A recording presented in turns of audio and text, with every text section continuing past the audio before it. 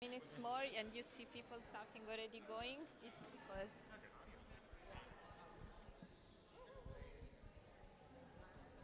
yeah, exactly.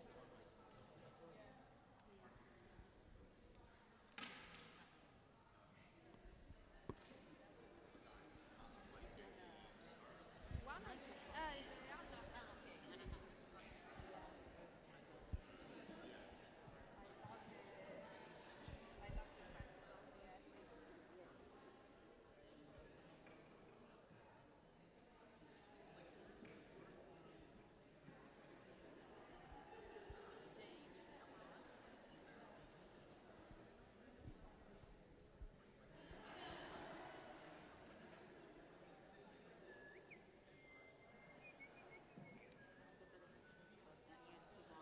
yeah.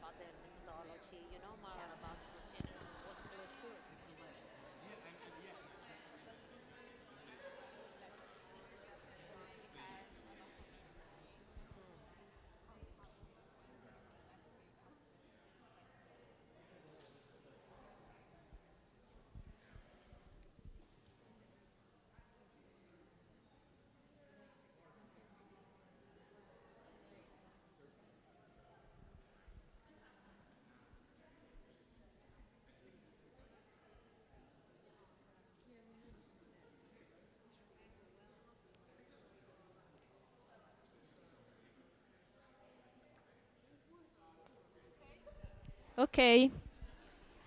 Okay, so we are ready to welcome Manfred Reiner and Anna Hollinger. Can you hear me? Yes. So they are member of WochenKlausur. Since 1993 and on invitation from different art institutions, the artist group WochenKlausur develops concrete proposals aimed at small but nevertheless effective improvements to social political deficiencies. Proceeding even further and invariably translating these proposals into action, artistic creativity is no longer seen as a formal act, but as an intervention into society. So, welcome to the Escuela de Arte Útil. Thank you. Can you actually hear me like this? Yeah, okay. So thank you for the opportunity to talk to you. The statement in the beginning is always like, this is the 3 sentences that we have on our website, and this is what we always use as a bio, and it's very unconcrete in a way, specifically because we always think about that we work in such a concrete manner. That's why I think we should get. That's why we should, I think, delve into the practical stuff right in the beginning. So WochenKlausur started off in 1993.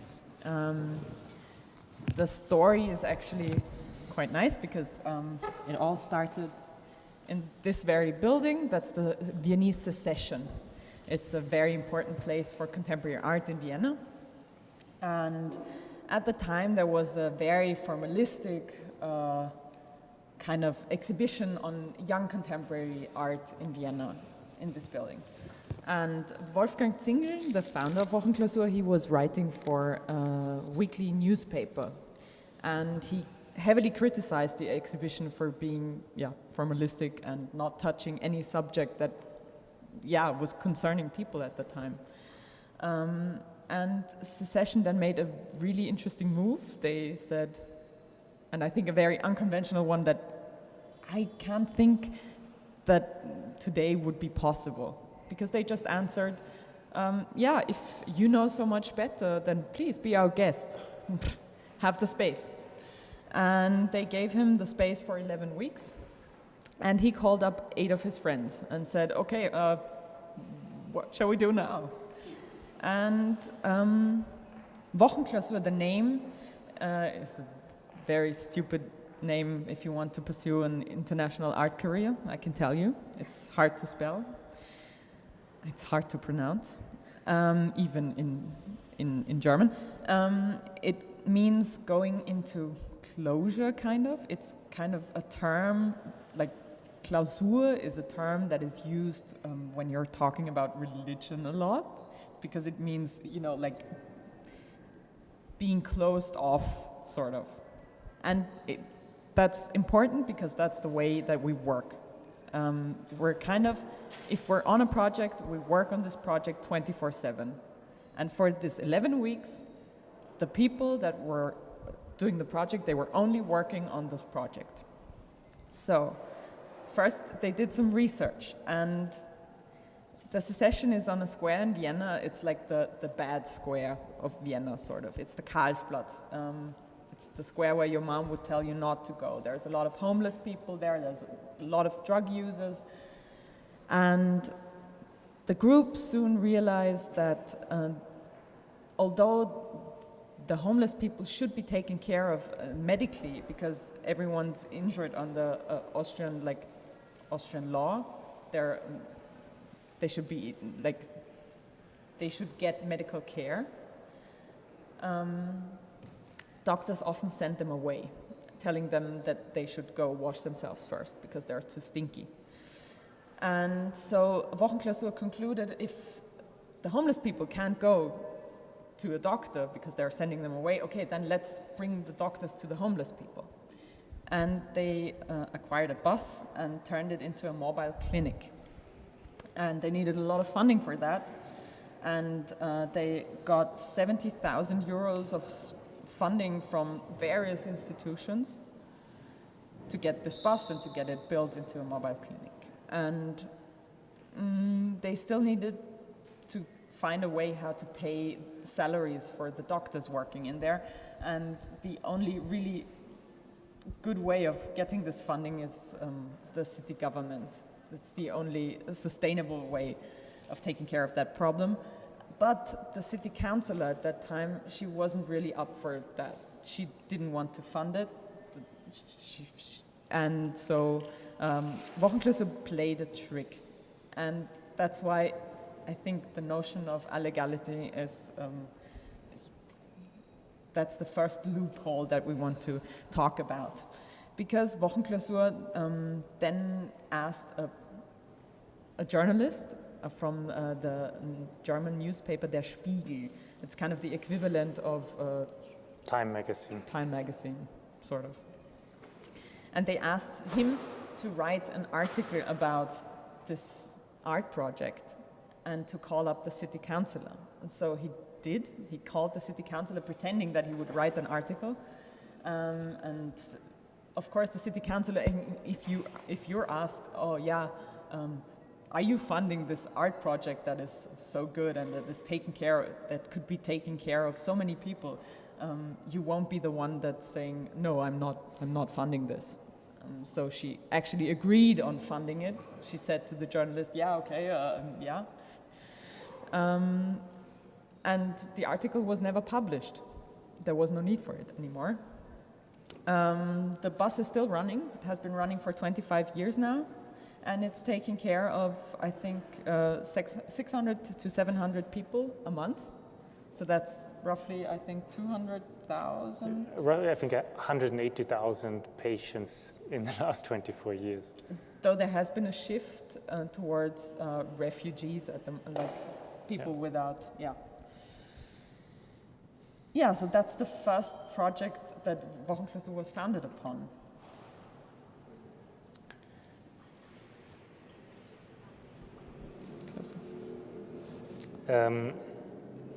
So one of the obvious questions, at least back then, nowadays it has a little bit changed, is the question, why is it art that WochenKlausur does? Because if you look at it, it doesn't really seem like art. There's nothing involved that is from the classical realm of art, no painting, sculptures, nothing even in the new media department or anything. It's just, so the question, why is it art? I think there are a couple of answers, and we're just very quickly going to talk about this. So the technical answer is art has always been decided on, what art is has always been decided on a debate by various actors within the fields of art. So first and foremost, the artist himself who proposed something as art. Then, of course, curators, museums, the institutions that legitimize this claim that it is art. You have also various other players like critics and collectors and stuff. So within this game, it is always the artist who proposed something that is art. And if you look at the history of art, it has always been shifting from what is perceived as art and what not.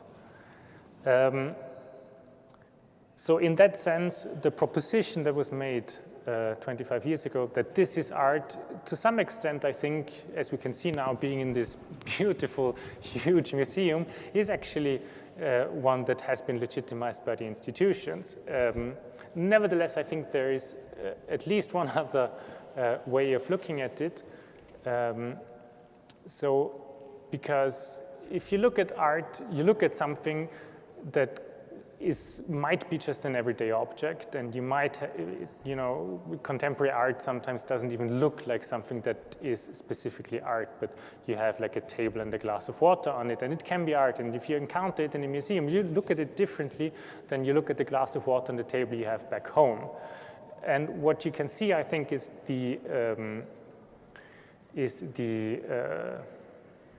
sorry, I'm missing the word here. You see beyond what is just the object. You see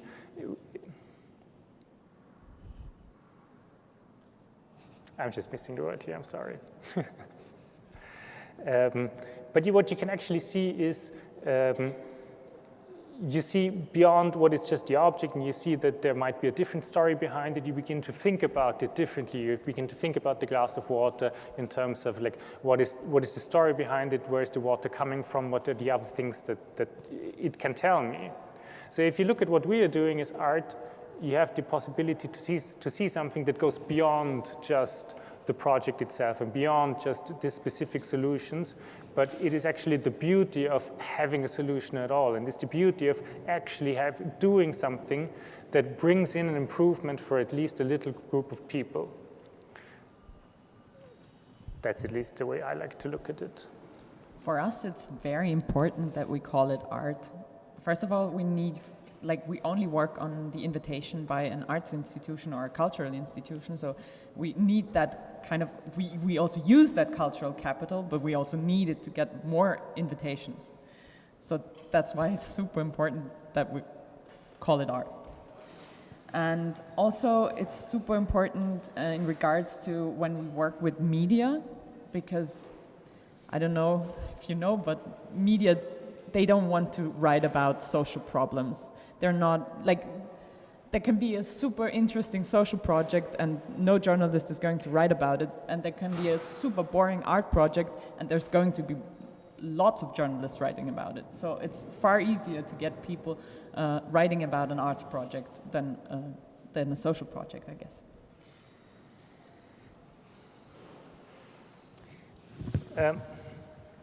Yeah, please.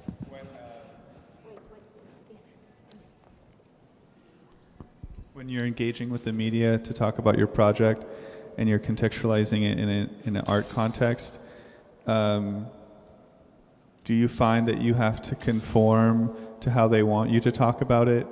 You know, you're already conforming it by talking about it as art. Are there any other ways that you feel compelled or forced to conform your project to making it palatable to their media? I think that, so we're going to talk about this later on in the presentation in depth, but the thing is, if we are talking to the media, it is usually because we want to talk to the media and we invite the media to come to us. Rarely media is interested in what we're doing if we do not go to them first. So this is because we're trying to use media as a tool when it comes to realize a project, because many of the projects, as you will see, we'll talk about many more projects, are in public debate, let's put it in this. So if you try to do a project for drug addicts, it is always hard to actually do it. So we are trying to be very careful in how we talk to the media and only to use it then when it is beneficial for the project, but not just because we want to be in the media, but only specifically for the media. And then, of course, we try to frame it in a way that is beneficial to the project, which sometimes means that we have to talk about what we do in a way that we wouldn't, like in terms of how we have to simplify it, why it is art, for example. But you know, I mean, it's the media, it's not the university, it's not like an art discussion, so. I guess as soon as we decide on a project, there's only, like, we only have that goal to realize the project, so we use every tool that we can get our hands on just to get that project realized. Okay, we're going to talk about, I don't know, a couple of projects just so to get a more defined idea of what it is that we're doing. So the second project that the group did, that was in 1994, and it was in Zurich in Switzerland. At that time in Zurich, there were elections held, and unfortunately, as it is in Europe, there's always a right-wing party, and the right-wing party was really pushing towards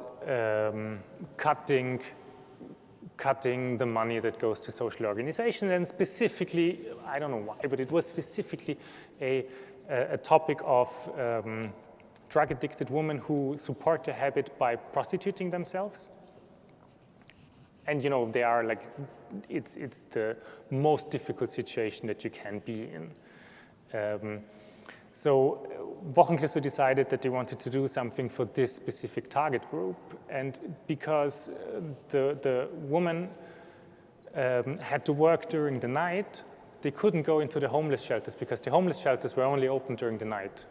So they had no place to rest, they had no place to sleep, they were homeless, they had to prostitute themselves in order to buy new drugs, unfortunately. So the idea was to to have a shelter that is open during the day, only for women, and only for those women who have, like only for these specific women. Of course, it is a controversial topic, and it's not quite easy to actually realize it. And what you need is political support from the city officials, obviously. And in order to get that, the group, again, this is a tool that we used a couple of times. And it is a very powerful tool, actually. This is something that is far more powerful than you would think. The group tried to get together different experts from different fields, from politics, journalism, social services, and a couple of other fields, get them together always in groups of 4, put them on a boat on the Lake of Zurich, and have them discuss this topic for 2 hours. What happens then is that they are in the need of... Also, there was the media waiting on, like, yes. waiting for them to get off the boat again. So they had to come up with something that they talked about during being on the boat. So when they came off the boat, they had to present some sort of conclusion. And there were a couple of different conclusions reached. There were minor changes in how they would deal with the situation, but obviously the main goal was to actually realize this shelter. So before and after each boat trip, everybody who participated were asked about by WochenKlausur, by the group, on their thoughts on the shelter. And in the end, due to this strategy, it gained enough political support in order to realize it. So in the meantime, what the group also did was to acquire a house in which the shelter can actually be. They got sponsoring, they renovated the place. Sorry, I don't have a photograph of it. Renovated the place, and in the end, they got the support of the city, of the canton, which is like the smaller state or something within Switzerland, and the national, and from the national level. And the shelter was in use for 6 years until the city of Zurich cut the funding, unfortunately.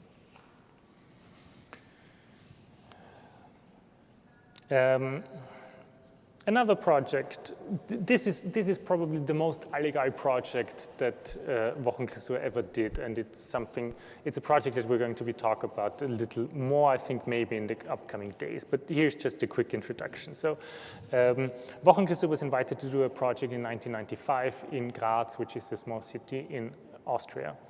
At that time, that was at the height of the refugee movement from the war in Yugoslavia, specifically Bosnia, and there were many people from Bosnia, many refugees from Bosnia coming into Austria, which in the decades before had never happened. So it was quite an unusual situation. And if you look at the situation with refugees, as many of you will know from current experiences, one of the major issues for refugees is work. Because only if you work, you can be self-sustainable, you can be actually an individual where you can actually feel that you are independent. But of course, since labor is such a difficult matter, it is often not allowed for refugees to work in the countries that they're in, even if they become legal refugees. So not if they're applying. If they're applying, it might take a year or even more in Europe, at least. I don't know about this situation in the US. During that period, they're not allowed to work. But even back in that days, it was the situation that even once you are a legal refugee in Austria, there were some quotas of how many people would get work permits. And if the quota was full, you wouldn't get any work permit. So to address the situation, WochenKlausur, they teamed up with a lawyer and they looked at the immigration laws and they found a loophole, actually. And the loophole is quite interesting because it touches various different areas. So the loophole was that nobody is allowed to work if you don't get the working permit except for artists. Artists are allowed to work in Austria even if they don't get a work permit. And the only thing they need to do is they need to show that they have an income that is sustainable for them. Now, the second part is there is no law that defines who is an artist. And this is, again, where we come back to the beginning. Why is it art what we do? Because it is defined as art by the actors in the field. Being an actor in the field and having the cultural legitimacy of an art institution in the background, WochenKlausur decided, and they teamed up with NGOs, and they found 7 refugees who were willing to become social artists, like socially engaged artists.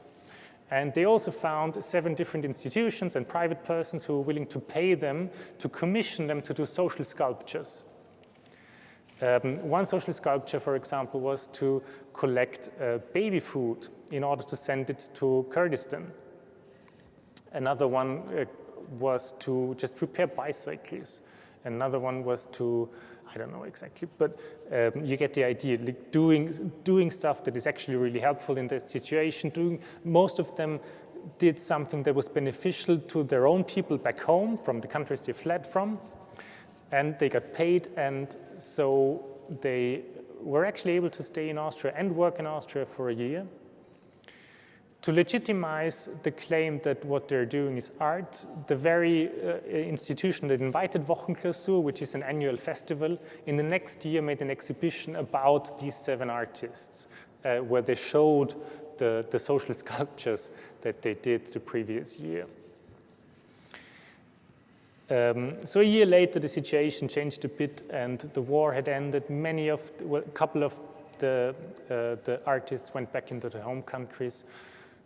One person got married to an Austrian, and 2 actually continued with social sculptures and became artists.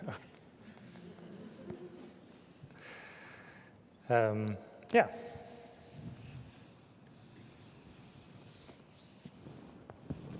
Another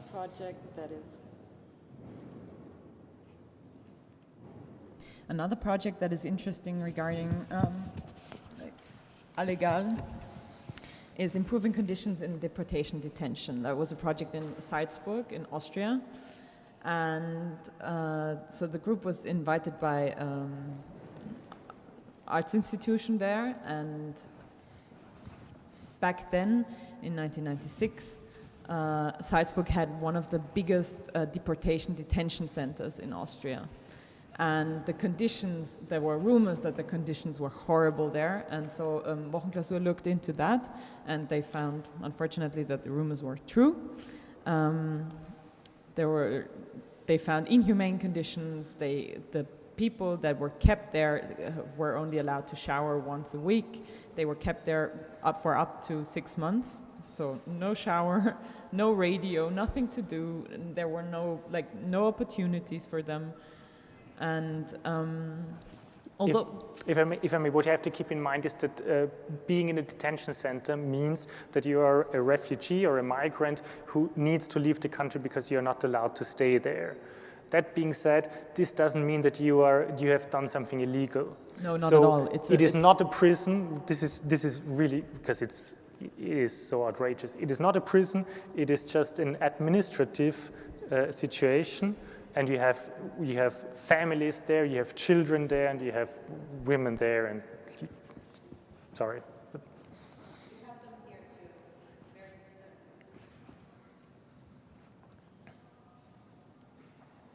So.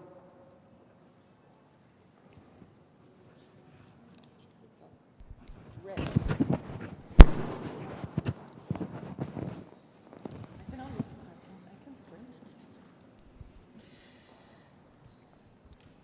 So WochenKlausur tried to get the police on board, because obviously they needed the police for changing something in the situation, but the police wasn't convinced. And again, WochenKlausur played that sort of trick that they wanted to get groups of people together in this little tiny house and specifically talk about how can we all get, how do we do that? And they set up this house illegally, or illegally? It wasn't so clear. But they built that house on the middle of a town square where it wasn't allowed, and they used it sort of because the media, it was declared to be a public nuisance, and the media wrote about this artist group that was creating a public nuisance, although it's only a little garden house, I'd say. And so there was a lot of media attention drawn to the subject. That media wasn't really interested in talking about the subject before. They weren't interested in covering the story of the refugees being kept in this detention center. And finally, they agreed all on changing the conditions, and so WochenKlausur got funding, and there were fitness equipment installed, TVs, table soccer, board games, telephones, and there were consultant people for each and every person in the detention center. There was one person they consult and could talk to. And this actually, it's a project that was continued for 13 years, so quite a long time. In Porto, in 2010, WochenKlausur, Porto is that small city in Portugal, and there are 27,000 students living in Porto. That's roughly 10% of the population of Porto, and there's a very historical, beautiful city center with a lot of old buildings, and a lot of them are vacant. And WochenKlausur concluded, okay, there's a lot of people that are looking for a cheap space to live in, and there's a lot of empty space, so why don't we bring these two groups together? And luckily, the city of Porto is landlord for a lot of these buildings, and so WochenKlausur got the city of Porto to agree on a contract. They set up a model contract and looked for a group of artists, art students. I think they found 10 art students that agreed on living in one of these buildings for, I think, 5 years was the beginning, and renovate this house and live there for free in this 5 years, and do like small changes, like, I don't know, taking care of broken windowsills and stuff like that. Not major changes, of course. And like refurbish floors, walls, windows. Yeah, and they actually established a model contract and found these 10 people to live in this house. Is there another picture? No. Oh, okay. We're very bad with documentation. Like, really, we're the worst. But that's the problem. We're like, when we're in a project, we get carried away a lot. We're only working towards realizing the project so that we forget about our documentation. That's why we don't have photos. That's basically all we have in 25 years of doing work. I'm only going to touch that subject for very short, only because I think it's a good negative example. Some disagree. But in 2012, WochenKlausur went to Kivalina in Alaska. It's a very small town in rural Alaska, and they're currently debating on whether they shall move from this very small peninsula, because due to erosion it will get washed away in the next couple of years. So, huge problem. And we were actually invited by the Alaska Design Forum to go there. And we stayed there for 2 weeks, which is like a very small amount of time, as you can imagine, to realize anything. Most of our projects were realized in a time span of, I would say, roughly 4 to 11 weeks or 12 weeks, which is a good time span.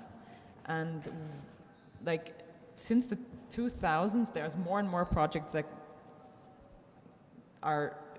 should be realized in a shorter time frame, which is nearly impossible, and which makes our work really, really hard. But of course it has to do with funding. So the less funding is available by cultural institutions, the shorter the projects get, the less is possible to actually realize. So doing something for a peninsula and for a small town like Kivalina in Alaska in 2 weeks is a really hard task. And I have to admit, I was part of the project team, and we got carried away, sort of. Usually we keep things small. That's our kind of recipe for success, is keeping things small, keeping things simple, keeping things sustainable. A small problem you can tackle. You can take care of something that is small. If you want to change the world, that's a huge problem. That's something you might not be able to solve. So that's why we always try to keep our hands off big problems. And I think in the middle of Kivalina, it was so horrible, like the conditions there were so horrible, and it was just like third world country conditions. They have no running water, they use honey buckets to, the rubbish is all around the town. There's 2 entities who are fighting with each other. It's just so much that you are like completely overwhelmed. We still managed to pull off a really good project, and there is at least one functioning toilet in the town of Kivalina. But I think it's not my favorite project because it was too big. And there was a zinc mine and a polluted river, which I'm not allowed to say, sorry. It's not polluted, it's not polluted. I actually got a mail by the White House telling me I'm not allowed to say polluted river in any of my emails. I think it's only interesting because, keeping it small and simple is really, it would be our message to all of you. We tried to establish networks. So actually what we did, we were in for 2 weeks, we tried to get as much information as possible about the conditions there, and then we tried to bring this information, like we took a lot of pictures, we tried to write everything down that we learned. I think that's one thing that we do in our research phase, is that we just try to talk to every person available, like everyone. I think we at least talked to 100 people in this town, and there's 300 people living there. So we tried to talk to everyone. And then we tried to find people who could take care of one specific topic, one specific issue. For example, I remembered that I knew somebody in university who, like an architectural group, they were interested in working with toilet systems, and we got them to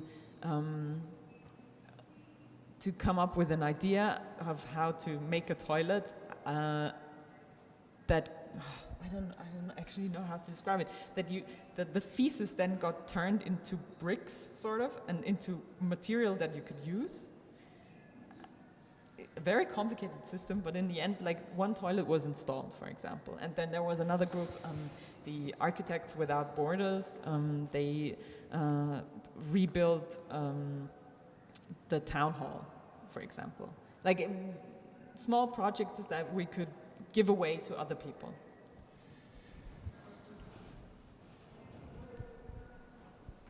Were the conditions ongoing forever, or was it because of the fact that the island was, or the peninsula was being inundated by water? I mean, was that what the community was like? No running water, honey bucket toilets. This had emerged over as a problem over time. Is that? It's actually it's part of a super complicated problem, because the people there, the Eskimos that are living there, they were nomads before, so they were traveling the country, and but I think in the early 20th century, U.S. law prohibited them going around because the children needed to go to school, so they built a huge school there. And actually, the people living there, they don't stay in this area for a longer period of time. So it was always kind of that temporary thing to it. And the problem is that a lot of people, they don't have work. There is only the zinc mine where you can work. And a lot of them don't want to work in the zinc mine because also very complicated. The zinc mine is also the reason why there's no whales around. Whales are a very important, it's like there's a huge, that's what I'm saying. There is one thing connected to the next thing, and it just gets bigger and bigger and bigger. And you can't really get to one specific point. But I can give you the whole details afterwards, if I may. It's basically the problem of post-colonialism. Yeah. So, post-colonialism. So. But with the extra, like the cherry on top, is that it's actually US soil. So all the NGOs that we contacted and that we were talking about said, yeah, we would love to help you, but unfortunately US is not really a country that we're working with. So we're sorry. There was a question here before.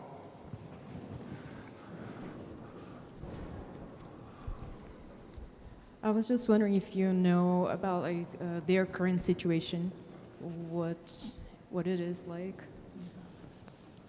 I don't know how it is in 2017. I continue to follow after 2012. And it was pretty interesting because they also started suing all the big companies. Like, there is actually a huge lawsuit that is, I think, still not through.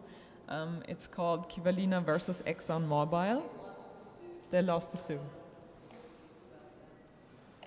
That was pretty clear in the it was clear that they would lose it, but it's great, and it's actually too.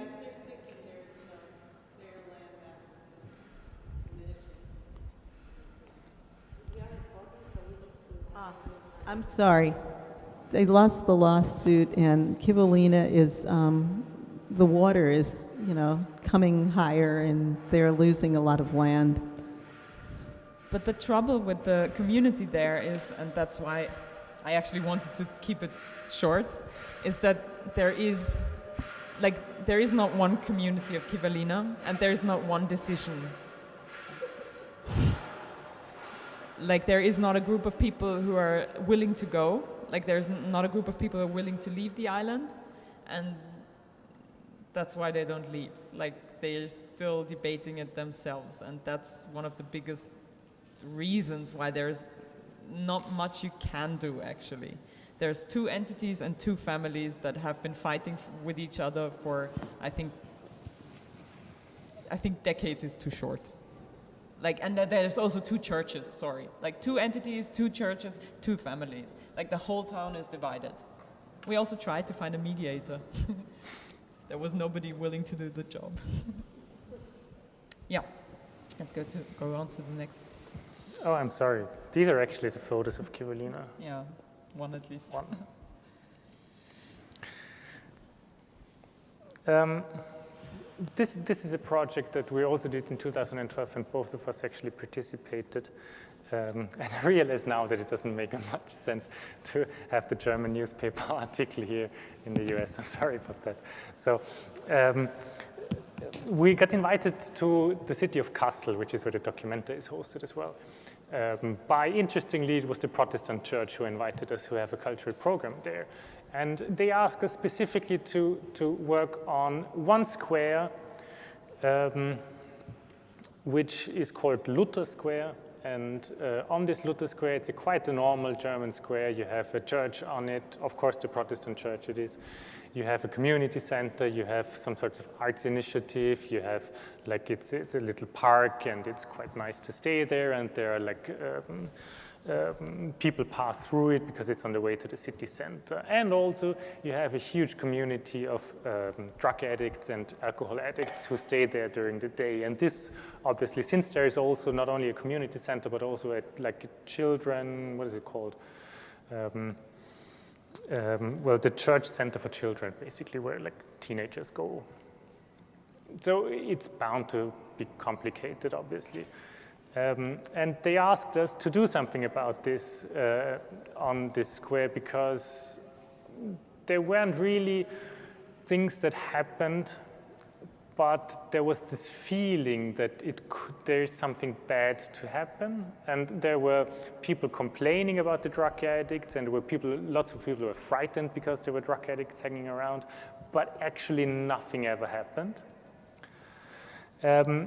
So we got in and we told them from the very beginning, okay, we're happy to do something, but one thing is not going to change. We're not going to get rid of the drug addicts, because every city has drug addicts, always, and there will always be drug addicts. And it's not a problem of them being drug addicts, it's a problem of society. And society has to learn how to deal with drug addicts. So we do not want them to leave, but actually what we want is to have social workers there, because social workers work as mediators in between the different conflict parties, and they can work, of course, with the drug addicts on the one hand to get them the help that they needed, and to show them to the different institutions that are around that give them help. And on the other hand, also to work with the people around this square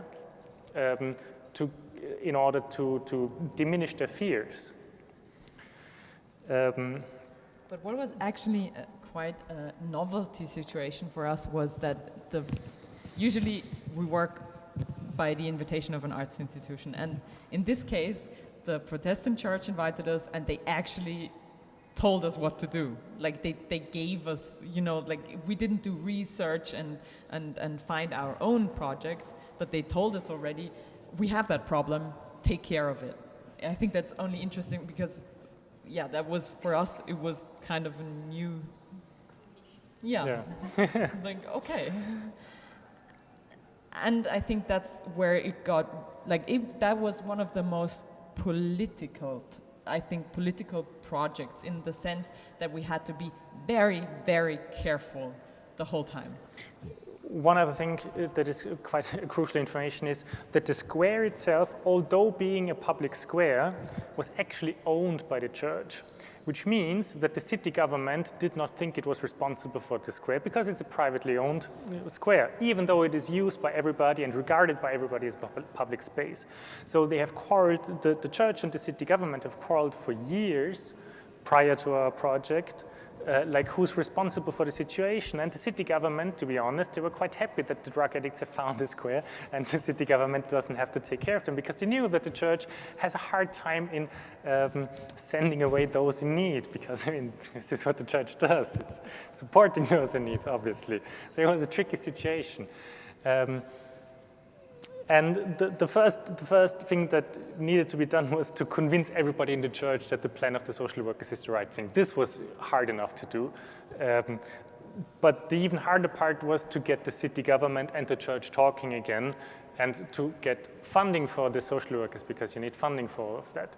And we had, again, we talked to almost everybody. We talked to all the social initiatives. We had them on board, and we had experts on board, and we talked to the people around them, and everybody agreed that it was the best solution possible, but not the church and the city government, because they just didn't want to talk to each other. So again, what we did, as we have shown you in a previous projects, we set up a little house. This time we painted it pink just to make it different than the others. Also, the church, no, there was another reason for us to paint it pink, because actually the Protestant church was kind of, they wanted the problem to be solved, but apart from that, they also wanted an art project. So they wanted something that they could show off as being art. So that's why there's a pink house, actually. Yeah. It's kind of okay, it's a pink house. And they were really, really fine with that. And again, we invited lots of different experts, different from the city, from the police, from the social workers. We had some combinations, so we hosted talks inside the house for a couple of days. We had some talks that were more of a symbolic level. This is actually one of the highest ranking, to the left is one of the highest ranking members of the Protestant church in Kassel. To the right is a former drug addict, and she's now an activist for drug addiction, and well, against drug addiction, how do you say that? It doesn't matter. So we had them talking in order to lay out the groundwork of what is it actually about. This is actually about a question of humanity. So this was one of the first talks that we had, and then came the more politicized talks. Also, this was one of the talks that was like heavily covered by the media. Mm-hmm. It's super nice if you get a former drug addict and the highest ranking member of the church to pose on a photo together. And again, as in the previous projects, in the end, what happened was that the church and the city decided then that they're going to finance it together.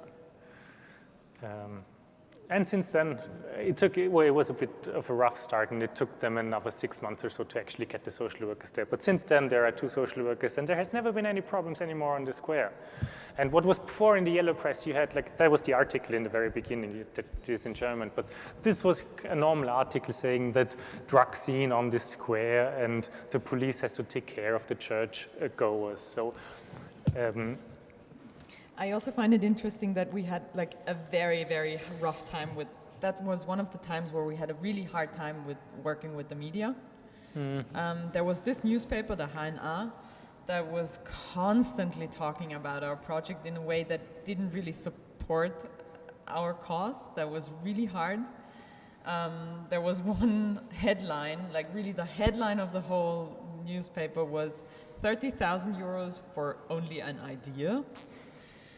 Because that was the cost of the project, and they were complaining that it's not that much. And to be fair, I mean, if the city and the church wouldn't have called that much, they wouldn't have needed us, and they wouldn't have needed to spend that much money on an arts project. They could have just decided on their own that this is a good idea and that they would do it civilized together, but they couldn't. So I think it was a good investment. That's another thing. I think we're never the first to think of a solution. We always try to get to like best practice examples, and we just implement them. Yeah. Okay, but on a more theoretical level, this is how we actually conduct every project that we're doing. This is kind of our methodology. It always starts out, as we have mentioned before, with an invitation by an arts institution. This used to be very, very relevant when the group started. It is still relevant, but not as much, because it is more and more accepted that art can be useful and art can be socially engaged and art can look differently than what you can see in museums and so on. You mean the art aspect of the institution? Yes, the art aspect of the institution. But it is still quite important. It gives you different leverage, I would say, when you go into a situation and you knock on the door of the mayor of a city and you say, hey, we've been invited by this and this big museum in your town in order to get rid of this problem. It gives you a different standing. It gives you the infrastructure, which is super important. You need a good office. You need to have Wi-Fi. You need to have... You actually printer. need... You always need a printer. You always need a printer. And you always need a person that you can be... nagging, like we're the one group that is constantly calling up people, trying to ask them for something. Like, we always need something. And may it only be information about the specific structure of the city government or whom to call within the arts department of the government to stuff like that. So that's why an invitation is super important. Also, I think the amount of time that goes into writing applications and looking for grants and money, that's something that fortunately we don't have to do. So we only do 2 projects maybe a year, but they are funded and yeah. So once we get an invitation, usually, well, more and more in the recent years, the institutions that invite us have a vague idea of what they want us to do, or at least they have a topic. For example, there are more and more initiatives that somehow want us to work within the, whatever it means, urban strategies or whatever. So, like, and you have, of course, you have topics like this. Question? Oh yeah, sorry. We don't have a microphone. My microphone?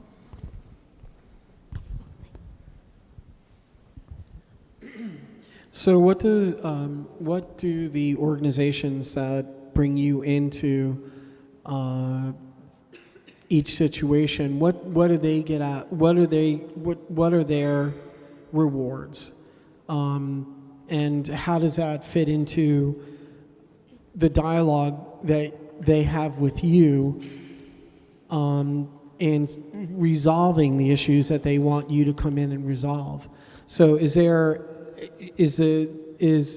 what you give to them, do they get more out of what you are giving to them in the long run, or is there some kind of like equal gain on both parts, as from maybe not at the initiation of each project, but maybe towards the end of the project? Does it go up and down as far as like who gains more out of the project than the other? It is a good question. It's quite a complicated question, but one thing that I want to add before is, what we haven't said before, is whenever we have the possibility and we get invited into a museum, we try to use the museum space as an office space. So this is something that they will get as well, because it's kind of like an exhibition, although it's not an exhibition, but we're using the space and there's something going on, and there's then like a explanation next to our office that says we're working on this and this and this. So it fits into what a museum usually does in that way as well. There are sometimes we get invited by institutions that have a specific interest, or they have a specific, like, you know, they want to do a project in a specific part of this town because this is what they have to do, either because they got money or funding for specifically this, because this is how the arts funding works a lot these days. But I think that most of the museums see it for like the benefit of society and just for this is something that can actually also be art. I also find it very complicated to measure, like, it's an art project, so. You know, there's a certain amount of publicity and sort of like dressing up the institution of the museum as they're using they're using you as a way of, maybe I should rephrase that. They're inviting you to do something that, even though they have the funding for, they're not going to staff it. They're not going to do it themselves. That's So- what they think, at least, in the Right, beginning. exactly. So the benefit for them, as an institution, is that, they're looking good to the neighborhood. They're looking good to, especially the institution of the Protestant Church, which, the altruism, and, you're fulfilling what they should be doing, but yet they're asking you to come in and do it for them. I think that's what I love about WochenKlausur. It's a very pragmatic approach. It's like, I think it's the ultimate pragmatic approach. It's like, okay, I have a problem, I want to solve it, I will try everything to solve it. I don't care, I really don't care what they think. I really don't care that they're kind of that we are kind of their jewelry. I really don't care. I only want to get that problem fixed. So I take whatever they give me and I take even more. And on the plus side, these are all cultural institutions. How bad can they be? They're not mega corporations. They're not Coca-Cola or ExxonMobil or anything. They're just museums. Of course, they get good publicity out of it. But they only get good publicity out of it if we are content with the project. So it's a win-win situation. I guess I would also call up Coca-Cola and ExxonMobil if I if I can get something out of them that I need. That's very pragmatic, I know. And there's a lot to criticize also, but that's just the WochenKlausur framework. Yeah. Kind of. It does seem remarkably pragmatic. That way, there's a kind of reactionariness to it. It doesn't seem like the group sort of seeks out things. It starts with invitation, you research, respond, and so I guess my question is about just long-term responsibility to a thing. It seems like the van with doctors was almost subsumed into a public service, and went on for quite a long time. But they still end, and they seem very project based, and I just want to hear about how you deal with things in the long term, and will Kivalina be returned to or readdressed, or People are still working on Kivalina, but I guess that's something that we didn't stress so far, that we usually try to find an institution that takes care of our project after we leave, because we know we're only around for such a short amount of time, and we know that being back in Vienna, we all need to do something for a living. We're not, none of the group are working for WochenKlausur only. So we return to our jobs, and we know that it's hard to keep up with all the projects. And that's why we usually find organizations that either take care of the funding, that are taking care of the organizational part of the project. And of course, it sometimes happens that these institutions, after a while, I don't know, some of them get taken over and people decide to not fund the project, in Salzburg, for example. That just happens. And we then do not go there back again and try to, because that would be another project. But we're also very pragmatic in that sense. But apart from that, we try to make it as sustainable as possible. And so we always have in mind that we want to keep it up for at least 10 years. That's the goal, I guess, as long as possible.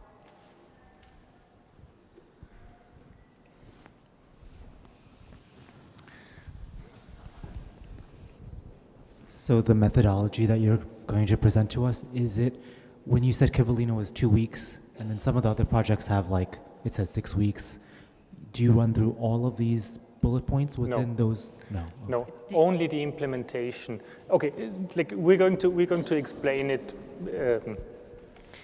So after we get invited, the next thing that we do is we go to the place where we're invited and we do some research. This is usually a couple of days up to a week or so, and 2, 3, 4 people are going there. And what we do during the research phase is just we try to get an impression of the situation there. We try to talk to everybody that we can think of and everybody that we can find.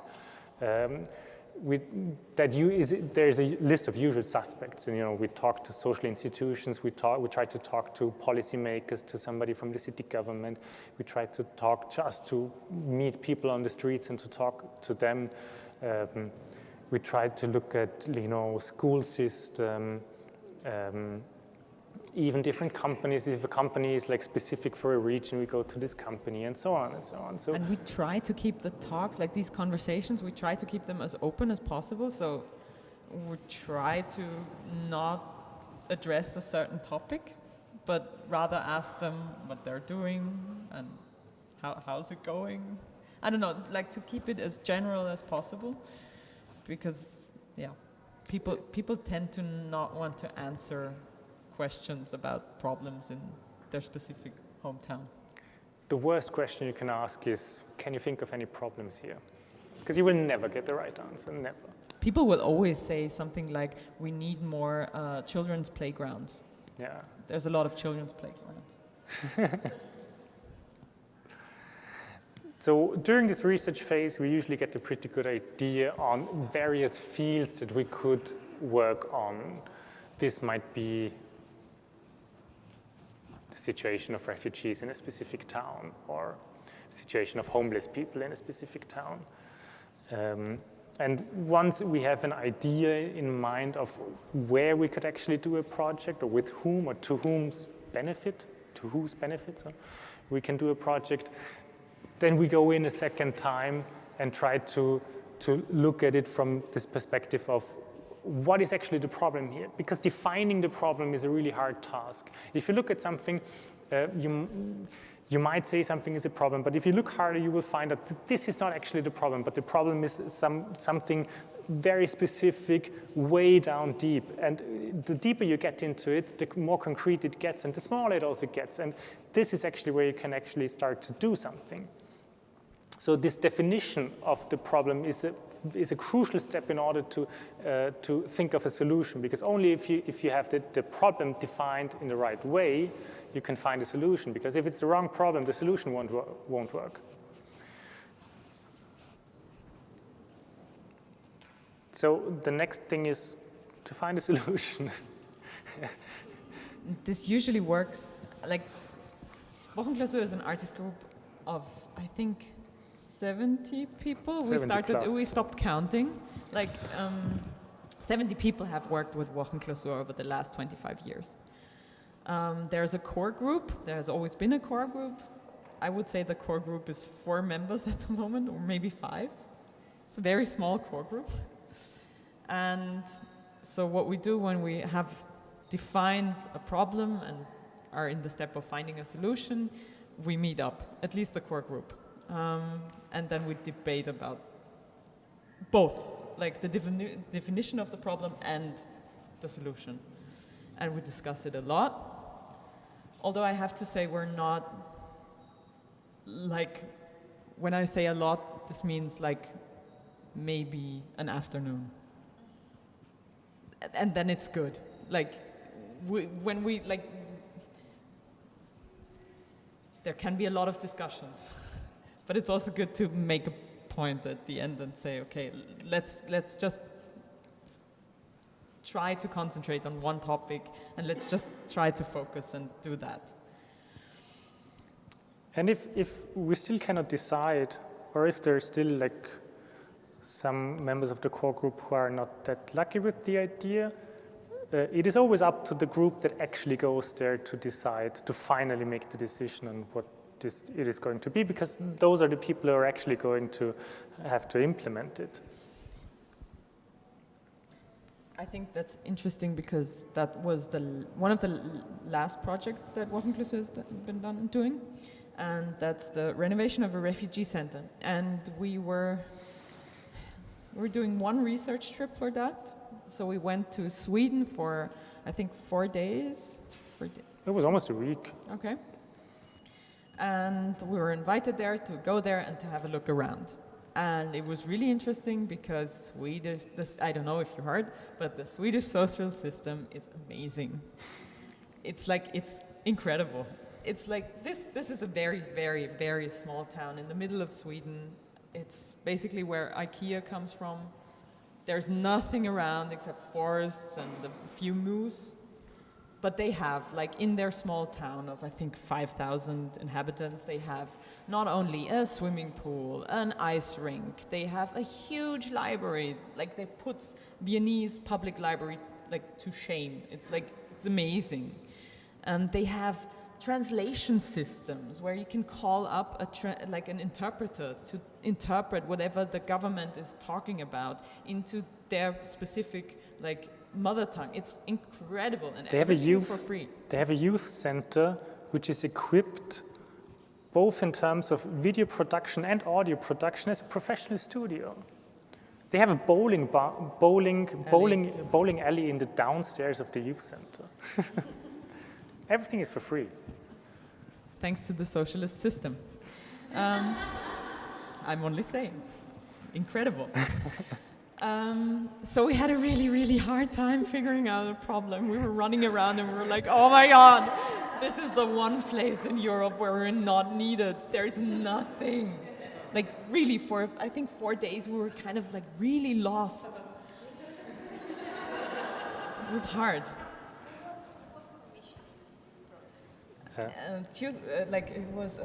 It was a festival, basically. It was from the Regional Arts Council. They initiated a festival in order to bring contemporary art. Again, socialist system. They wanted to bring contemporary art into the small towns of Sweden. Although they have an art, they have a huge art hall there as well. Oh yeah, each small town also has like a tiny, not huge, but it's a small museum. It's a house, yeah. It's like a family house, which is in there is a museum. And they really try to, talk about contemporary art to all the people living there. Yeah, they have graffiti workshops and stuff. And and we did our usual thing. We talked to everybody, and after 5 days, I remember that we were talking, and the only thing that we remembered that we could somehow work with was that the very first conversation we had was with a counselor for immigration topics. And she said something like, yeah, okay, they really have to set up the refugee hostels in a hurry now because there's a lot of people coming, and they have everything already laid out and they have a system for that. Of course they do.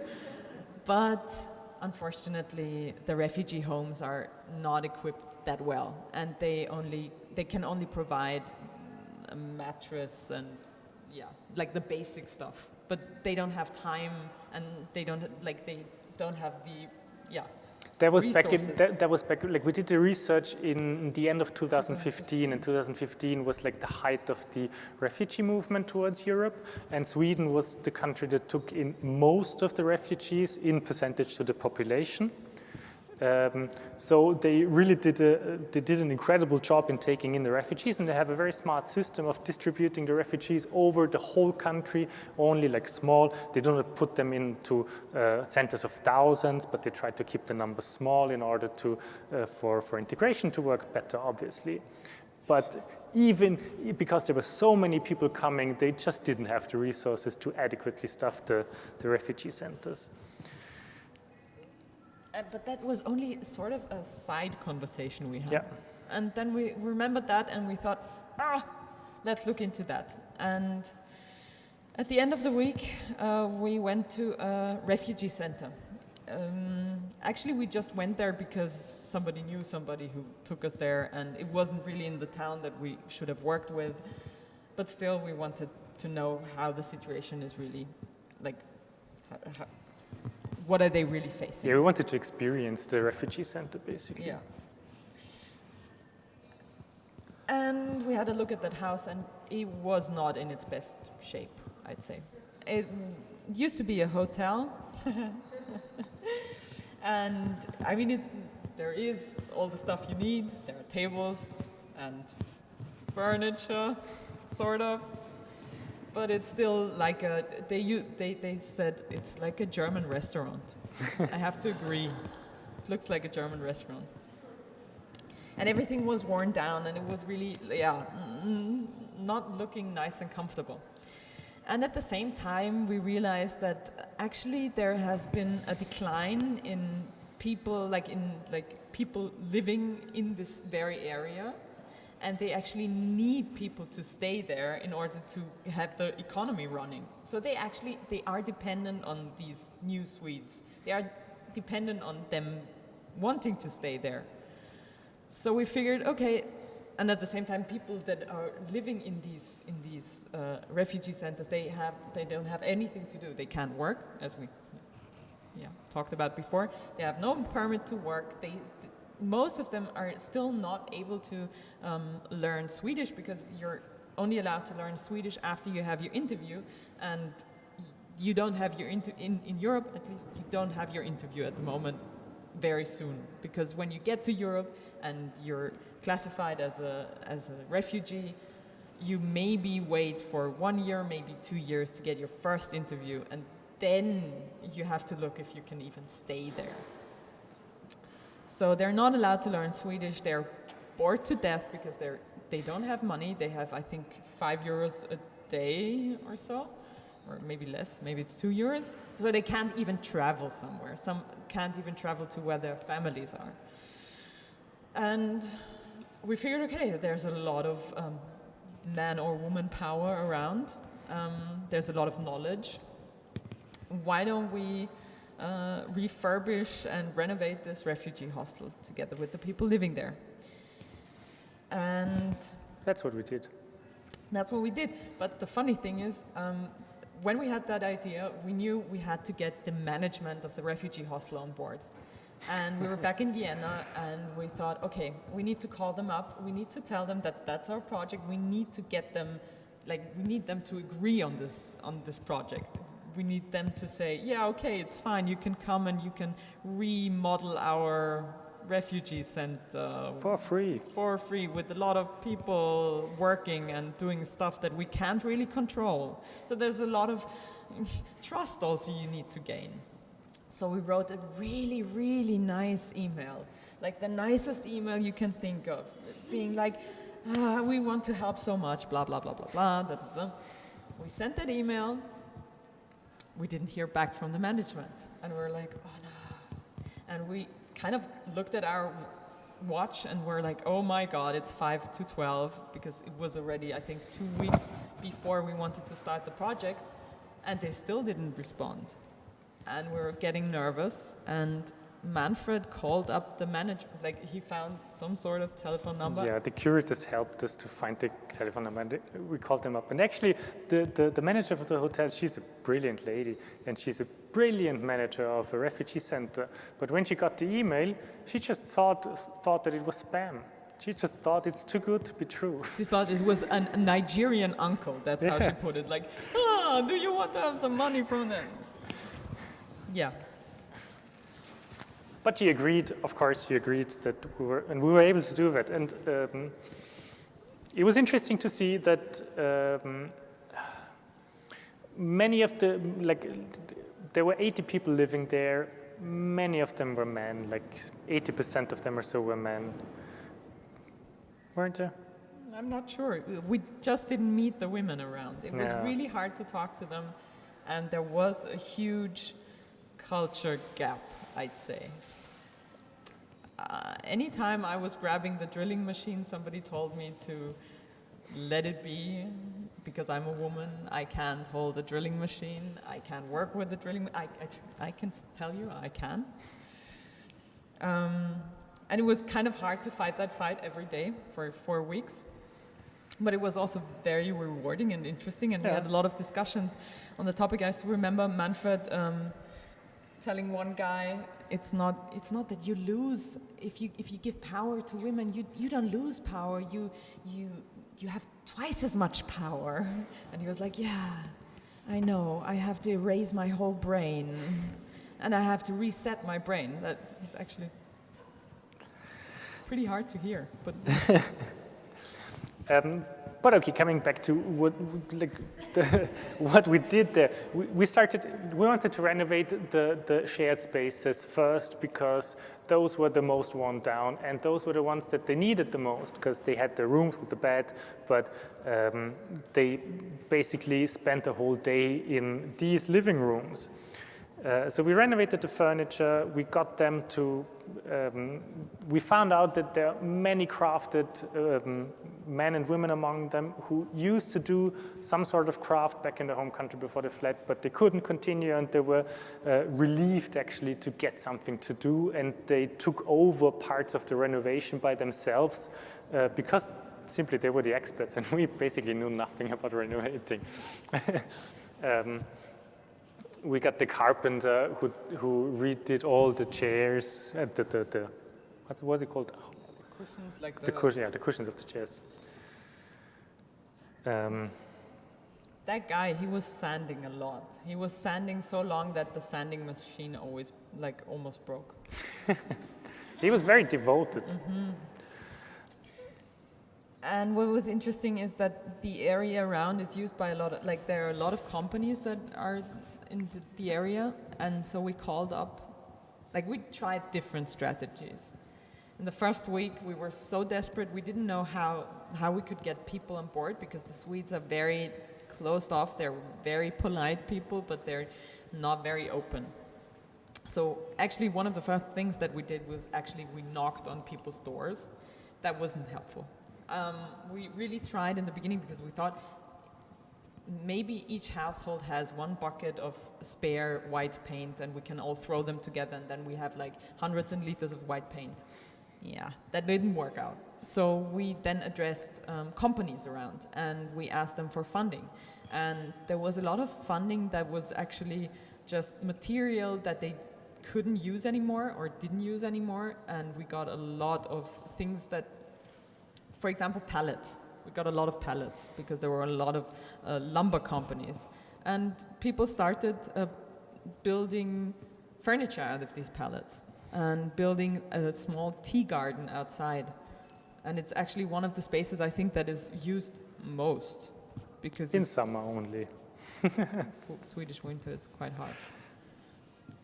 But we also got furniture companies to sponsor. There is a furniture company right across the street of the refugee center, and they have basically, I think, 500 or 600 meters of spare textile that was just lying around because they couldn't use it anymore. There were people that ordered it and didn't use it, and they just gave away the textile. So we brought it back to the people in the refugee center, and they started sewing things out of it. They even made trousers. And with all the, what was really important for us was not only to renovate the hotel and to do it together with the refugees, to give them a sense of home, but also to have the connections to the outside, to the companies, to people to come in and help us renovate. There were people coming in helping us to renovate, and we wanted to have a sign towards the outside. So the refugees actually decided on 2 flags that they saw, and one that you can see is the peace dove, obvious why they've chosen that, and the other one is a moose because it's the national animal of Sweden.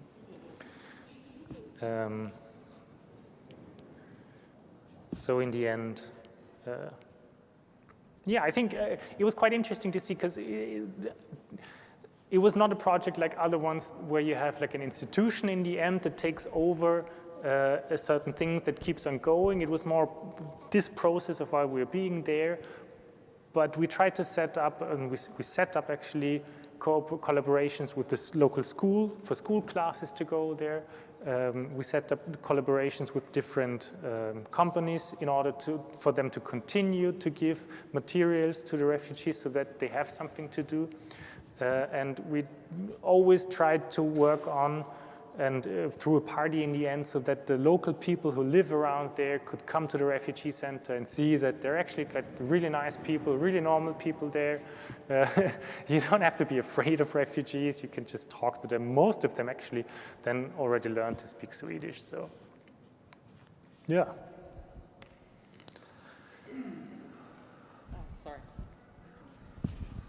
I'm amazed about how did you get through the different languages when you first started? Because I'm sure that when you got there, it was like, how do we, you know? So I'm just curious how you started the conversation and were able to communicate your ideas to so many different languages. We actually had one woman in our group, she could speak Turkish, and this was a huge advantage of ours, because a lot of these people that are coming from the area, like Afghanistan, Iraq, they had to travel to Turkey. Some of them even have to work in Turkey.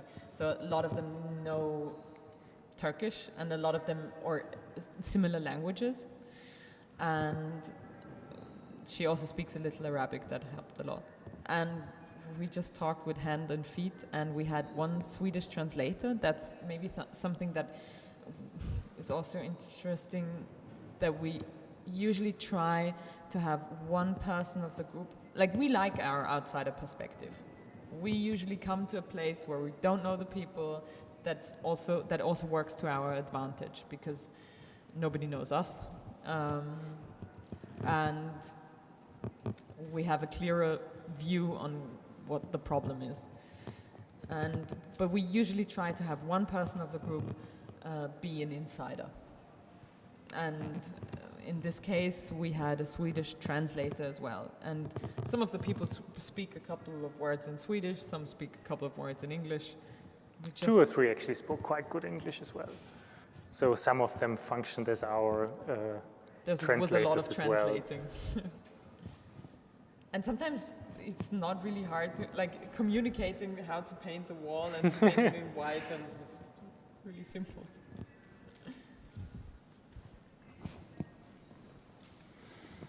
Any more questions? What is actually the time? Sorry, just.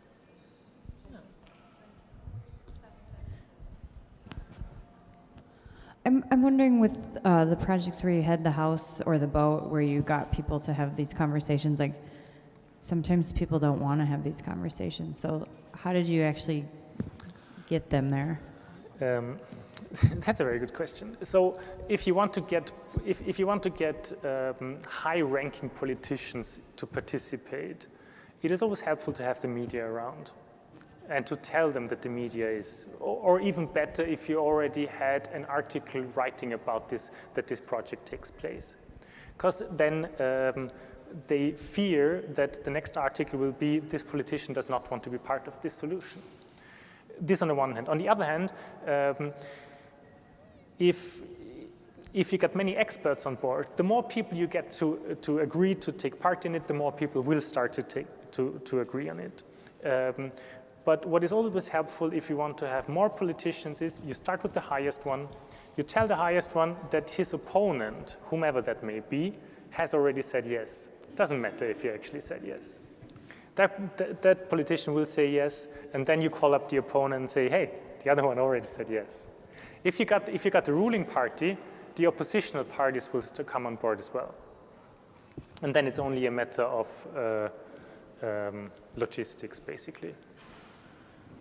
I still remember in Kassel, it was I remember that the group decided on me being like the photographer, and I had a really good camera, and I was running around taking pictures. Nobody knew that I was WochenKlausur. Nobody of the people that were in the house knew that I was WochenKlausur. And there was another guy that was kind of befriended our group, and he had a huge film camera, and he circled around the thing. So it wasn't only real media, but also people pretending. Creating the impression.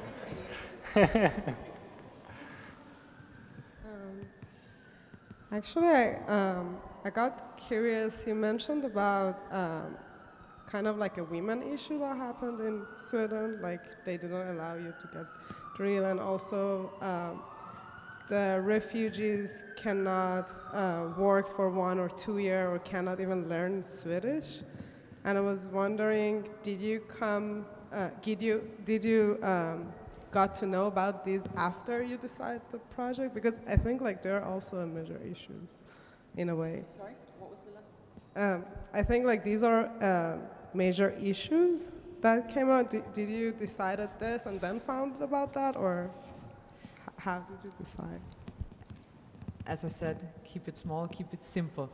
The thing is with the legality of having refugees working, that's a topic that you won't be able to solve in a few weeks. That's something that is, although we came up with, one of our project ideas was finding ways, like loopholes, where people could earn a little pocket money by working, like in, I don't know, like, what did we, like doing some work in the gardens of somebody and getting like that. pocket money for that. But we always concluded that since we have no legal basis for that to do, we cannot control it, and it's always a very high risk for the refugees.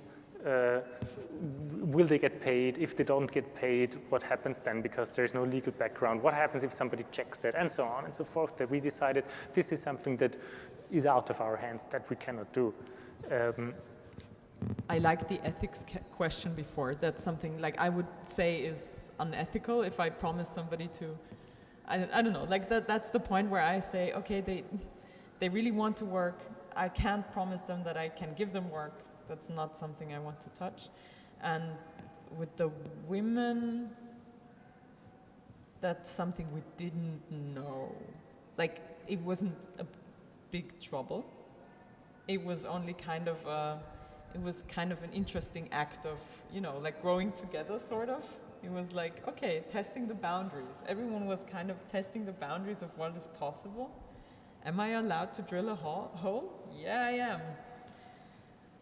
But I actually think this is a topic that you can't really address differently, because this is what it is. It is interaction between humans, and I think it changed a lot in the mindsets of the macho guys there. That you said, no, I can do this, and you will not take my drill away from me. This is what you have to do, and I wouldn't know a different solution for that problem other than like living it differently. And also, I mean, all of them, all the time, they're extremely respectful. So they have like they come from a different background and they're not used to it, but they were never impolite in taking away the drill. They always wanted to treat women like queens or something. That's what they always said. Despite the women don't want to be treated that way necessarily, or not by them at least, but you know. So in a way, I think this project, for this specific group of people that we worked with, also did that. It did exactly that.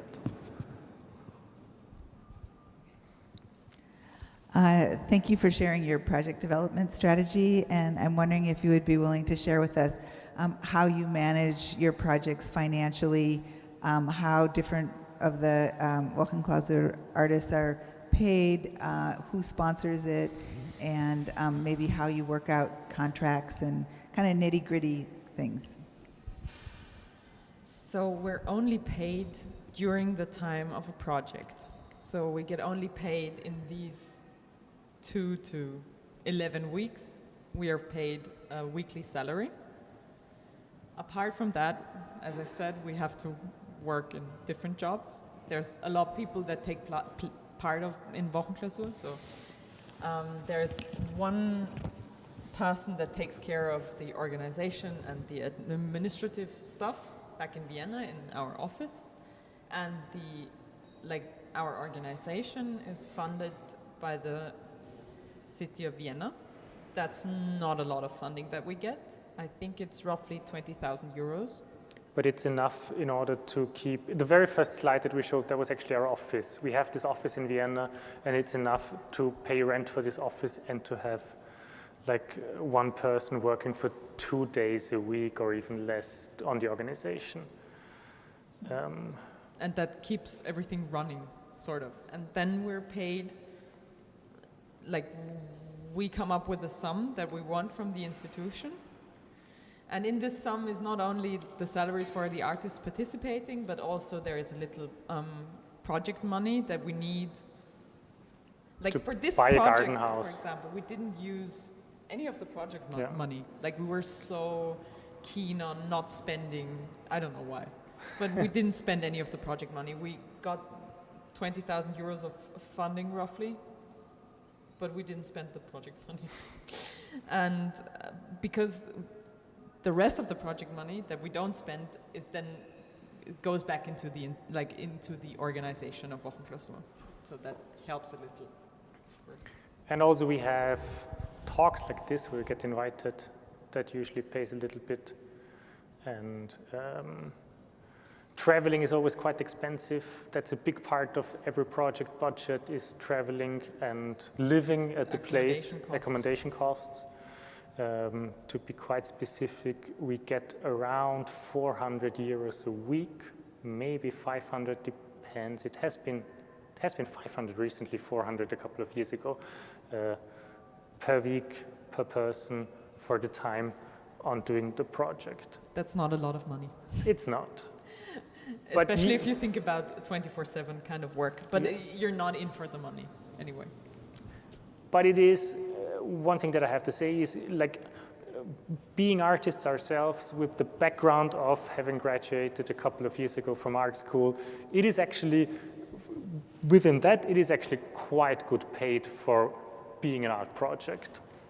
So then when an institution invites you, will they come to you and say, we have a budget for 30,000 euros, what can you do for that? Or do they say, we want you to come, how do you negotiate the contract? Because a lot of times you don't know what you're going to do until you go there and do your research. So do they give you a budget, or do you come back and tell them what you need? Both. Yeah, we have the advantage of having the experience of a couple of decades and having different projects, like having lots of projects done with a specific budget. And this is something that not us are doing, but the persons who is organizing WochenKlausur is always also responsible for these kind of negotiations. So she does that. But as far as I know about these negotiations, it's always like, yeah, but we have done like this and this project for 8 weeks. If you want us to come for 8 weeks, then we need this budget. That's just it. And it usually pays off if you do that. If you go to an institution and start very low, it's not good for yourself. And the higher you start, paradoxically, the more respected you are by the institution, because it seems more serious. Yeah. So do you think that if you were like, for example, similar kind of work might be done by a nonprofit or a design agency or something like that, they would probably charge more, but when it's labeled as art, do people have an expectation that it's going to be worth less, or the budget would be smaller? I don't know where the NGO gets the money from. I simply don't know. Neither with the design agency. I guess that it is more expensive what they are doing. I also find it very hard to throw figures around, because I think it's really hard that there is a huge difference between the salaries in America and the salaries in Europe. Yes, true. And, what's Kaufkraft? Yeah, basically in the US you have much more money flying around. In Europe we have a lower income, but we don't need that much money to spend. Do you know what I mean? Yes. Like, it seems a lot less for you, the 500 euros, that it's actually for us. 2,000 euros a month for us means that's quite good. It's like our rents are really low in comparison. Yes. Yeah. So you get a very nice flat in Vienna for 400 euros. Right, but that wasn't quite what I was asking. It's just when you, the kind of work that you're doing, if it was done by a nonprofit or a design agency, the budgets would be higher probably than... Yeah, but they get different funding.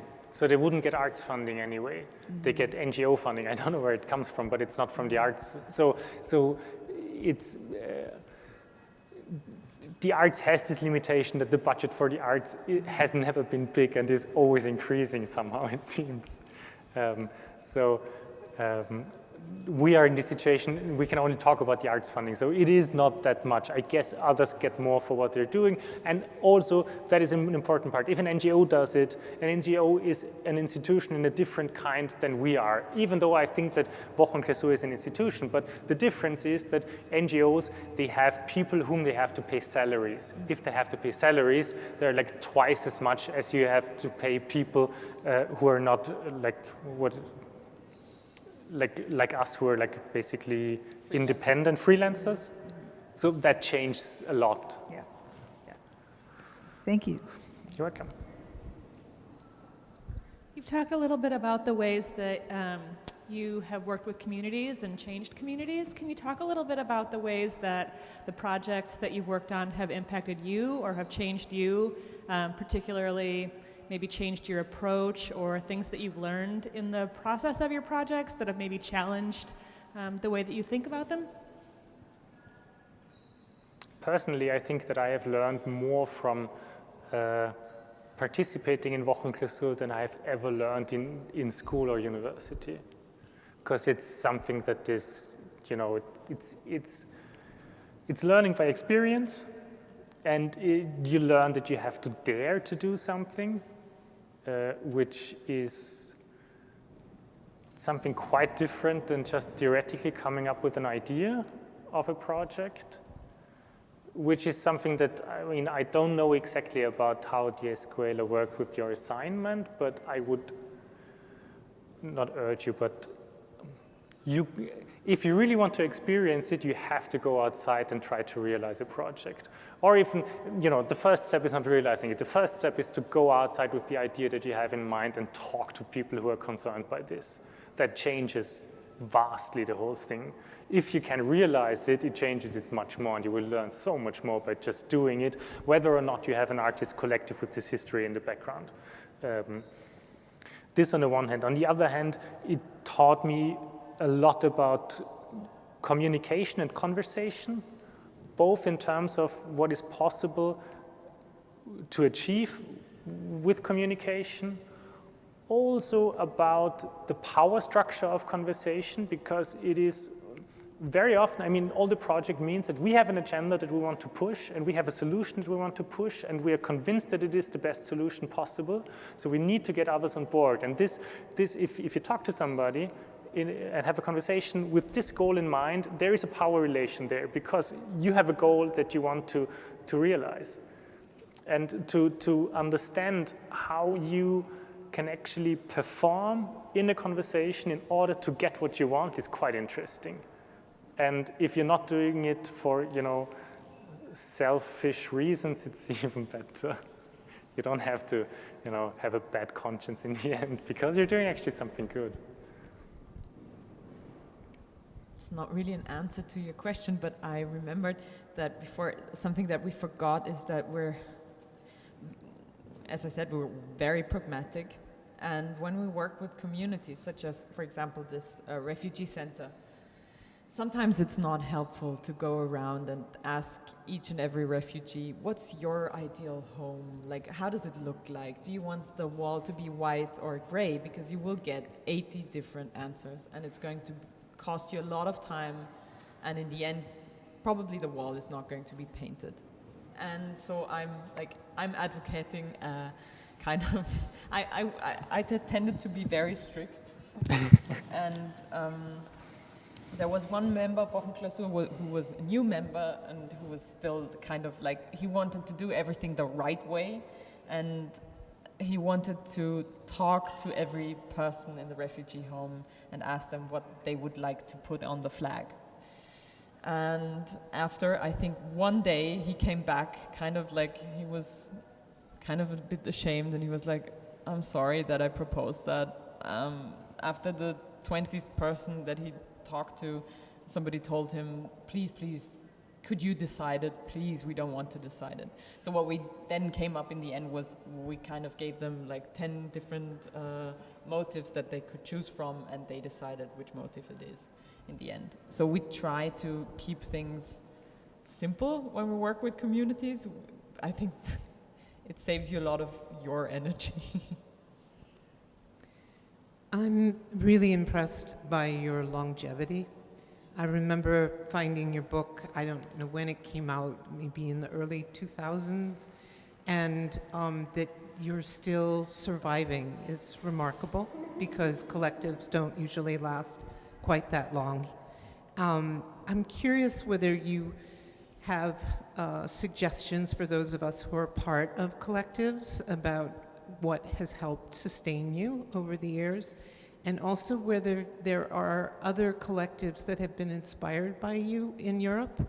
How many have come to you for advice about how to sustain themselves?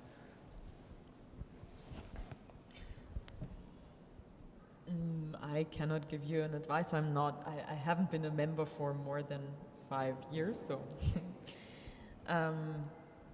Although I have to say, WochenKlausur is just not, I think it's not the regular artist collective.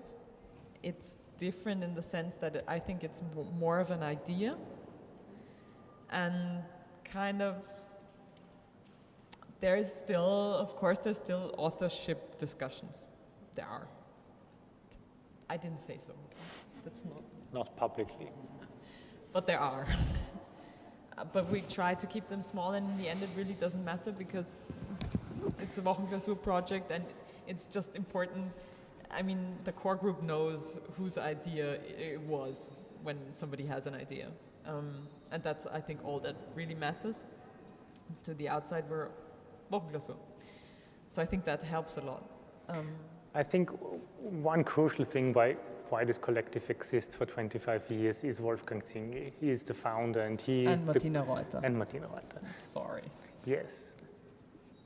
So, but the two of them stuck from the beginning and they're still here and they're still trying to recruit new personnel for WochenKlausur because it is needed, because of the way we work. It is quite difficult. If you have to work in a different job. If you work in a different job, it is almost impossible for most people who work in a regular job to actually get 4 weeks to go to Sweden and work with refugees. So with this setup, it is quite complicated to participate if you're not an artist by yourself or freelancer in some sort of way. But there's always been a second generation. Like the two of them, they have been running the group forever. But then there's always been, there has been one moment in the early 2000s when Wolfgang didn't want to continue the group, and then came Claudia, and Claudia was like, this is such a good idea. I have to push them to get to more projects. So there's always somebody, I think, who likes the idea so much that they kind of take care of it. Brings in new energy. Yeah. And I think for that, you always, I think that's the good part about Wolfgang and Martina, that they also let people, I mean, if they force themselves into the structure, they let them have their place there. I think you have to be very generous also about that. Yeah, but I want to go back to the point that you said before. I think this is crucial. WochenKlausur is, even though it is fixed to specific persons, it is not. It is an idea, and it is, if you are going to be part of WochenKlausur, then you're not part as, I'm not part as Manfred the artist, I'm just part as WochenKlausur. So to give that up and to work in that setting is something that is very strange within the arts, because the art field is, the usual way it works is on like marketing, basically. So you are, as a person, you are selling yourself basically within the arts, and you have to give that up. So there's no personal fame to be gained. Nobody will remember our name in connection to WochenKlausur, but that's not what it is.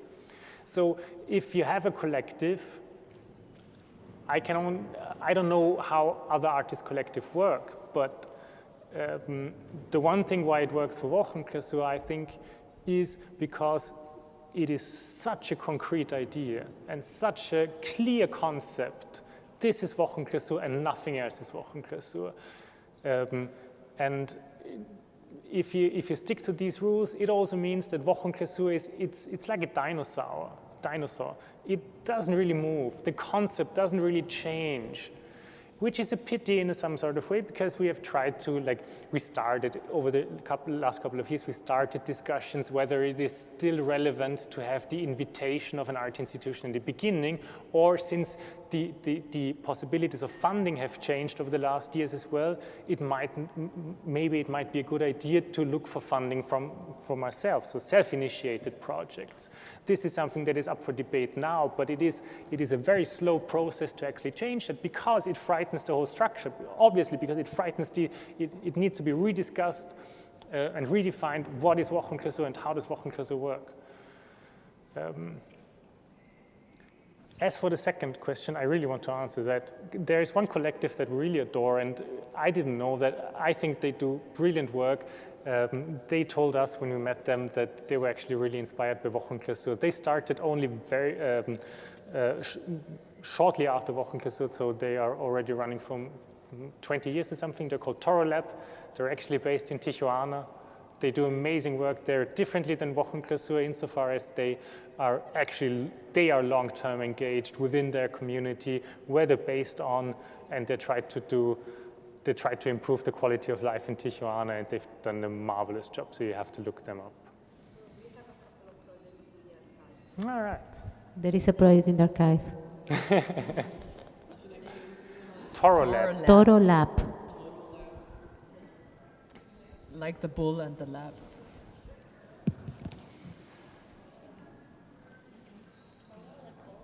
Yeah. Toro Lab. They also have a really bad media they don't have I think they don't have a good internet. No, they don't have a good. But if you ever have the chance to go to Tijuana, look them up, write them an email. They're always happy to have guests at the farm. Hi. I'm curious to know if you two have any relationship to Arte Útil, and if so, what is it?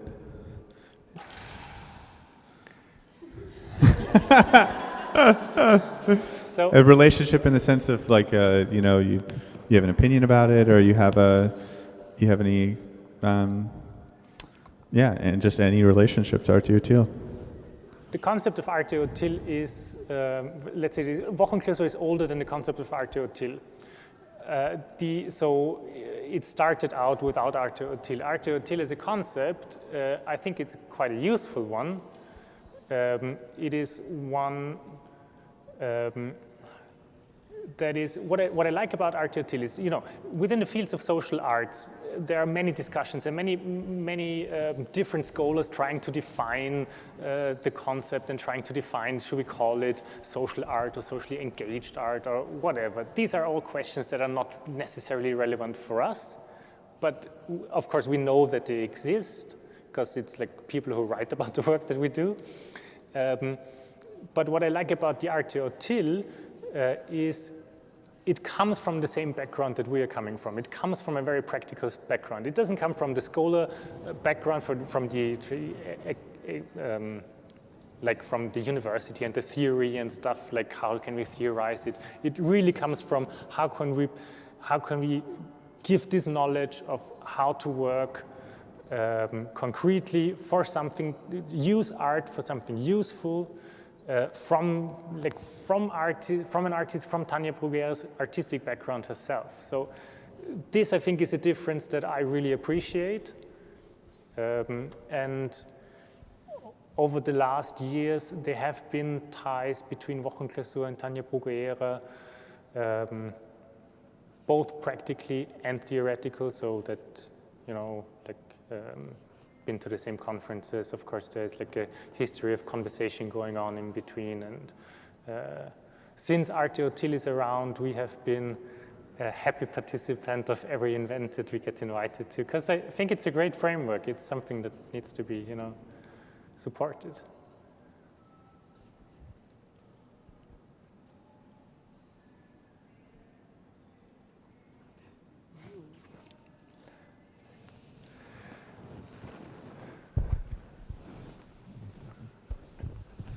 Hey, thanks so much for coming and sharing your work with us. It's cool to kind of know the nitty-gritty nuts and bolts of what you guys do. My question is about, I heard you both talk about how the smaller that you get, the more concrete the solution gets. And I think coming from a human-centered design thinking background, like I understand kind of why that's necessary given the scope of the time frame that you guys work.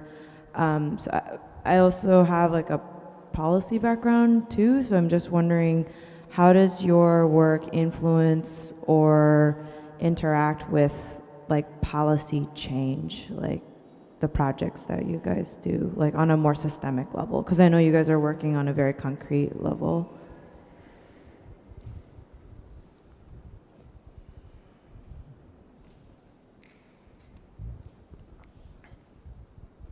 I don't know if I understand the question, but I try to answer it anyway.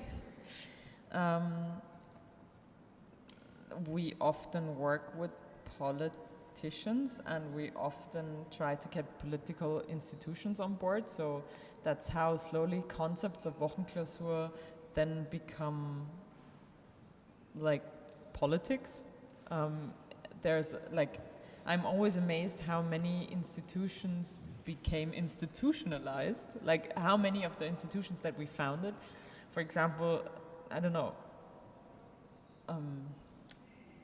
I mean, we often work with political framework, and because that's also one possible long-term funding solution for us. It is really hard to measure what you're asking. It is really hard to measure how much impact do we have on the policy level.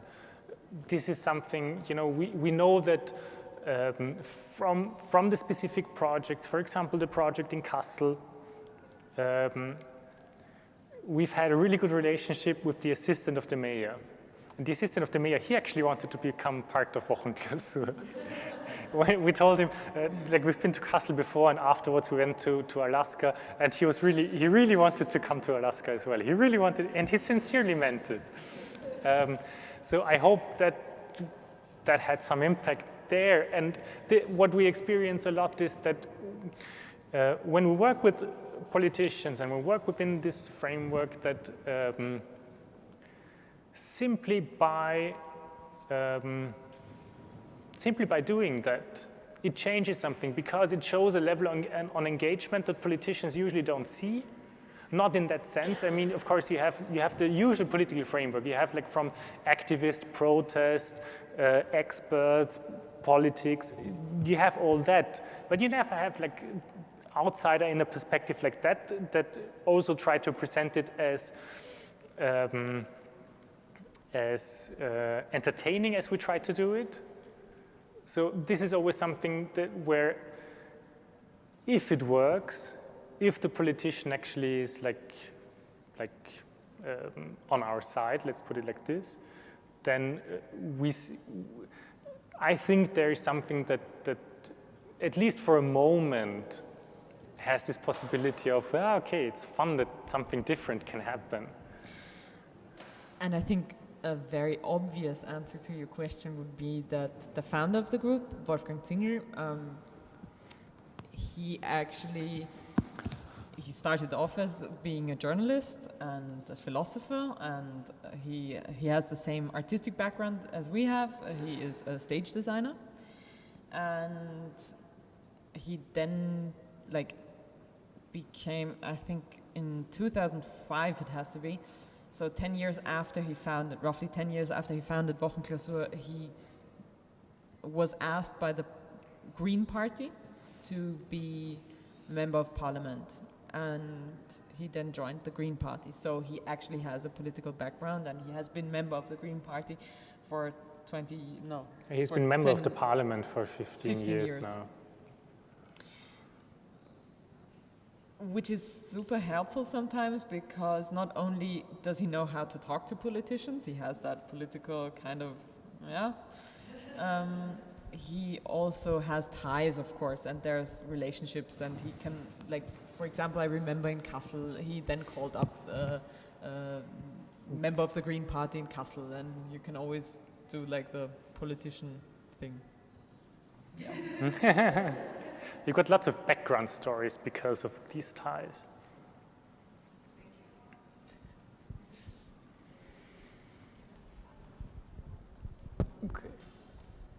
Okay. I was just curious about your involvement. How did your involvement with WochenKlausur start? Were you invited to come join the collective? My father is member of parliament as well, and I wanted to copy something in the copy room, and I met Wolfgang there when I was finishing school, and he asked me, what are you studying? And I said, I don't have a clue, and he said, don't do photography. I said, okay. And he said, do stage design, and I was like, oh, not a bad idea. And so I studied stage design, and I always, I remembered our conversation, and I remember that I had a discussion with a teacher of mine that told me, that he knows Wolfgang and that he thinks it's like, is it necessary what he does? Yes, I think it's necessary, but I don't think it's art. And we had like this discussion going on, and then I think we came up with a project that we both of us did, and we called up Wolfgang to tell us about WochenKlausur. We were in university and we organized some sort of exhibition, and in preparation of this exhibition we invited a couple of different people, and we invited Wolfgang to talk about WochenKlausur to us and to, And afterwards he was looking for people to participate in a project, and he didn't want women on board. And he actually didn't call us, he called a friend of ours, but he couldn't, and so he brought us with us, and we forced ourselves into WochenKlausur. And we're going to take it over now. Nah, just kidding. But the good thing is, we need people. If there's somebody willing to work for WochenKlausur, please call us. Please, please, please, we need a lot of people. We're always, we always have a problem in finding people that are willing to work, because it's really hard work. Time consuming, and you need to be flexible and stuff. Also, we usually tell people to please copy everything they can take from our work. As it is an idea, and as we're not, others had these ideas that we were talking about before, feel free to take whatever you want. Feel free to ask us anything. We have no copyright on any solution, so just take whatever. Maybe the last two questions. I have a specific thing I'd like to steal. You mentioned the student housing. There was a contract that was designed. That was a long time ago, and you might not still have that contract, which is fine. But I'd be interested in any recent contracts or contracts that are easily at hand that document your working process, because I'm writing contracts all the time and always trying to make them more awesome and more accurate to the work that I do. I am actually quite sure that the contract somewhere exists in the office in Vienna, because we have an archive of everything that we do. We're not good in documentation in regard to photographs, but we keep every piece of information that we have. It's somewhere. So we can ask, and you can give us your email address, and we're happy to send it to you. Of course. Sure, it's meant as a model contract, and it's meant to be spread around. So everybody should get this contract to give to the anarchist friends who are squatting a house. I also sort of have a technical question. Sorry, guys. Thank you so much for coming. Really awesome to hear about your work. I also run a women's-led collective, sort of anti-Trump sort of work. And I'm really interested in the longevity, as this other woman was asking about. I'm specifically interested in the rules you have. Sometimes people are like, oh, I've been part of a few collectives and some have crashed and burned. Oh, it's a collective, whatever, whenever you want to show up, whenever. And then someone's staying up all night doing all the work and taking all their credit. And they're like, well, you just weren't here at 2 a.m. when I came up with this brilliant idea. It's dude, lots of dudes. So I'm curious.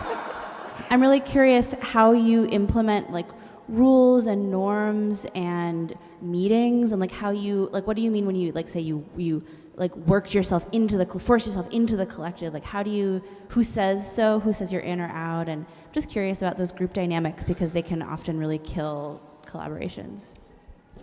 Thank you. Hard question to answer short.